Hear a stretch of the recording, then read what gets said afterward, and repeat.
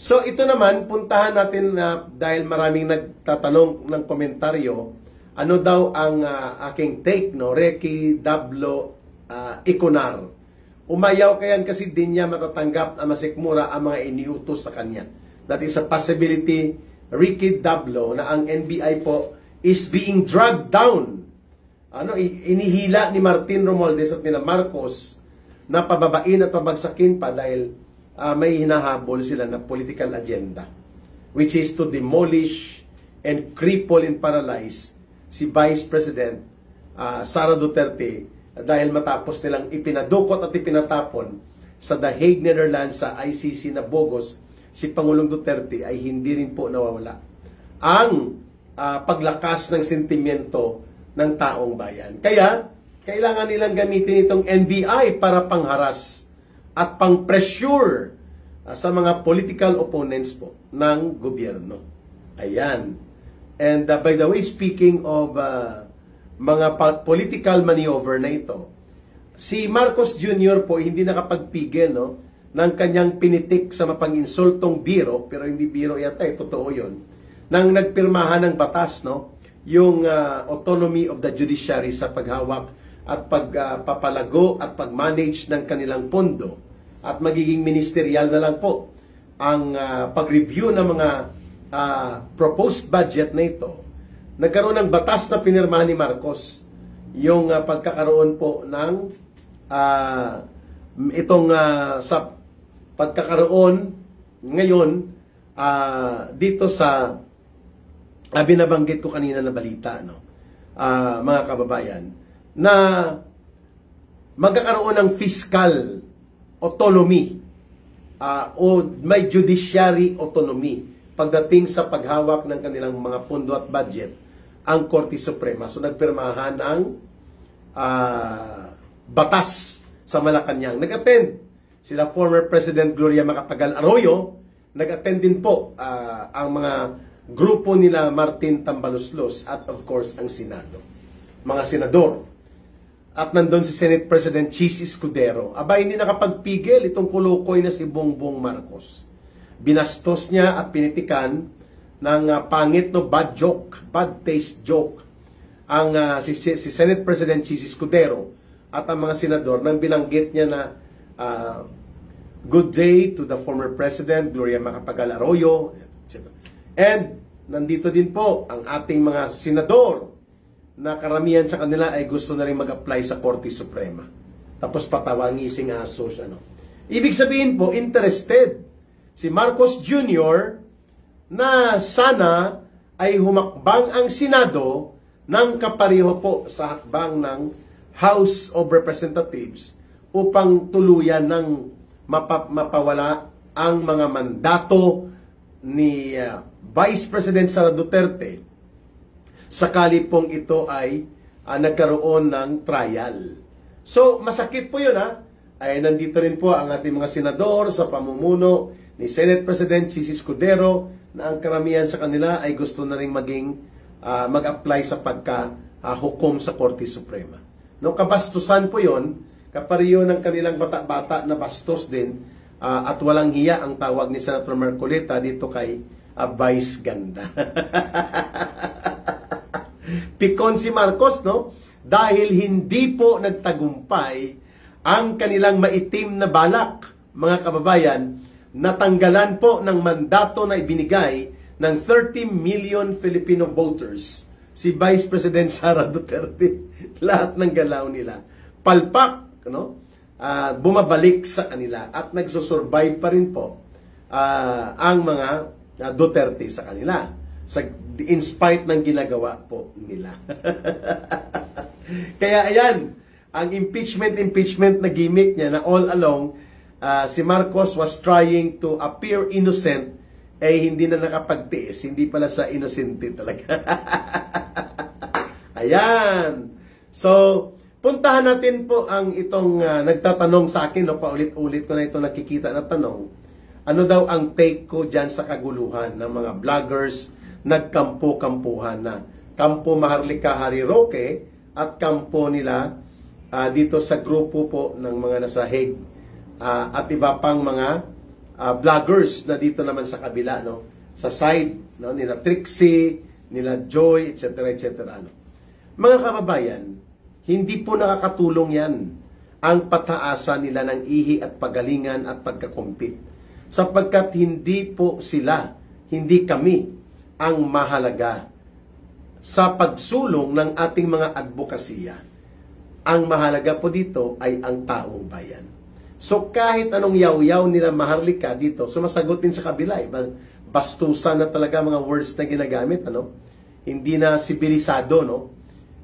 Sa pagtingin ko po, marapat lamang na tayong mga mamamayan ay wag po masway. Wag po tayong maapektuhan ng ganyang mga gimika nila kasi ang hinahabol dyan ng mga ibang vloggers dyan, views. The more controversial ang mga nangyayari at na-i-involve ka, the more na nagkakaroon po ng interest ang mga tao na sundan ang iyong mga pag-live stream. Kaya na, good or bad man. Kaya nang nakita ko ang isang chat group kanina, sinabihan ko talaga sila at nag-repost ako doon na ang mahalaga po dito ay ang mamamayan, hindi ang mga vloggers.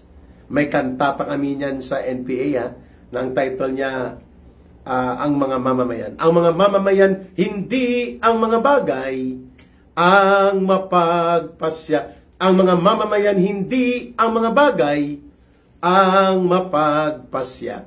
Ibig sabihin po, the decisive factor in any social mobilization or in any undertaking, hindi po kami, hindi po ang mga vloggers or politicians, kundi ang taong bayan. Kaya walang naidudulot po yung mga kampo-kampuhan, kampi-kampihan na yan, sapagkat mas pinapalala lang nila ang division among sa taong bayan. At hindi naman po mahalaga dyan, ano? Kung sino ang palamura at sino magaling sa murahan. At nakakalungkot dahil ang imbis na ang energy nila, ang lakas ng kanilang paninindigan ay dito ibaling at ituon sa totoong kalaban ng mamamayan. Nagkakaroon sila ng mga world war na hindi na po maganda at kaaya-aya. Sana wag nilang kalimutan, hindi po kami or sila ang bida. Ang bida dito ang mamamayan. Itigil na dapat nila ito sapagkat they are self-destroying ng kanilang sarili kapag ganyan po ang kanilang ginagawa. Ayan. So, wala po akong kinakampihan dyan. Pero lahat sila po ay walang magpapakumbaba. Pataasan sila ng ihi sapagkat they believe they are correct. No? Yung kanilang artificial superiority, sa totoo lang, hindi sila superior, hindi kami. Ang superior ay ang mamamayan. Yan ang dapat nating pakatandaan. So yun pong take ko hindi po ang mga vloggers na nag-aaway-away, nagkampo-kampuhan, nagkampi-kampihan, nagyaw-yawan ang makapagbibigay ng pagbabago sa lipunan. No? Kundi ang taong bayan, ang mamamayan. Na minumulat natin sa tama at hindi sa intriga at chismis. Si Ka Eric, ako kontento na ako, paliit-liit lang. Ang mga views, it's okay. It's not about the views or the number of views. It's about the message. It's about the information na ninanais ko pong i-convey, ipaabot. Regardless kung ang nanonood sa akin, 1,000 lang, 500, 3,000, hindi po ako nakakaramdam ng anumang insecurity. Kasi sapagkat alam ko po kung anong kapasidad ko, alam ko rin po kung anong purpose ko. So, bagamat may income din po ang ating YouTube, pero maliit lang kung ikukumpara sa iba, hindi po ako nagko-content ng intriga, ng yaw-yawan, ng mga personal na mga atakihay. Kasi hindi po yan professional, hindi po yan nakakatulong sa pinakasentro ng layunin bakit tayo nagla-livestream, nagba-vloggers. Hindi para lamang sa sarili natin, kundi sa pagmumulat at pagpapalakas ng nation building kung saan po ang iba't ibang sektor ng ating mamamayan ay nabibigyan ng pagkakataon na makapaghalubilo at makapagbigay po ng mga pananaw nila ang mamamayan. No? Hindi po mahalaga dito kung sino ang tama at mali dito sa grupo ni Harry Roque at ni Maharlika at sa kabila. No? Ang importante dito, tanggalin nila pareho mga angas at ihi ng pataasan, magpakumbaba at mag-reconcile. At huwag po mag-compete sa viewers, sapagkat kung ikaw ay kinikilala at nire-respeto ng viewers, hahanapin nila po ang iyong channel, ang iyong live stream, at magkakaroon ka ng tuloy-tuloy na interaction sa kanila. Kagaya po ng ginagawa ninyo. Hindi naman po tayo lahat magkakilala personal, pero siguro nagugustuhan nyo rin po ang proseso at ang nilalaman at ang kondukta ng ating mga talakayang bayan at balita at talakayan. Hindi po ako nagmumura, hindi ako palamura, hindi po ako nag-aatake ng mga personal, but I stick to the principles, I stick to correct analysis, I stick to the mission to empower the people. Yan lang po sanang maging reminder dyan sa dahig na mga grupo. Huwag nyo na pong pabigatin pa ang sitwasyon ng pamilya Duterte. Dahil malalaman nila at makikita nila na nag-away-away na, nagyaw-yawan at nakakahiya na po sa mamamayan at sa buong mundo mga pinagagawa ninyo dyan. Ano na pong nangyari sa inyo? Kayo-kayo na lang ba? Kulang pa ba bilang kalaban si Marcos, si Romualdez at ang mga alipores nila? At kailangan po kayo ang magkatayan dyan sa may Netherlands. So, ang mga mamamayan hindi ang mga vloggers. Ang mga mamamayan hindi ang mga bagay ang mapagpasya. Yun, paninindigan po yan ni Ka Erica.